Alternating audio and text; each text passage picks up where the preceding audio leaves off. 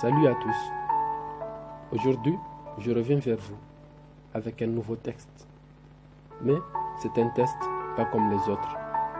C'est l'histoire d'une jeune fille qui est en train de supporter l'absence de la personne qu'elle aime sans se rendre compte du mal qu'elle se fait. Obligée de partir pour aller poursuivre ses rêves en laissant l'homme qu'elle aime loin d'elle, elle se trouve seule au milieu de tous ces inconnus qui ne savent rien d'elle et qui se mettent à la juger de sa patience. Elle supporte l'absence de l'homme qu'elle aime, en espérant entendre sa voix ou voir le visage de la personne qui illumine son cœur un jour. Mais malgré sa patience et ses efforts, elle ne savait pas ce qui allait se passer avec le temps. Mais les semaines, les mois, les années sont passées et elle remarque qu'il commence à l'ignorer. Tout a changé à travers le temps. Elle, qu'elle a passé son temps à raconter son histoire et que les gens la regardaient comme elle était qu'une folle.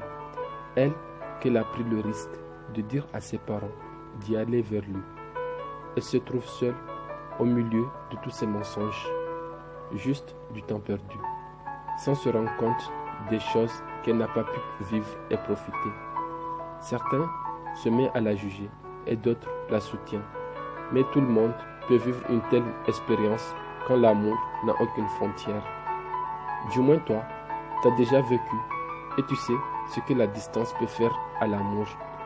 Tout ce temps, au téléphone, en lui envoyant des messages vocaux, juste pour qu'il puisse entendre ta voix et lui rappeler à quel point ton amour est fort. Tu espérais pouvoir la garder et rentrer un jour près de lui et pour qu'il vienne te récupérer au milieu de la gare, pour qu'il t'embrasse et qu'il te dise à quel point il t'aime.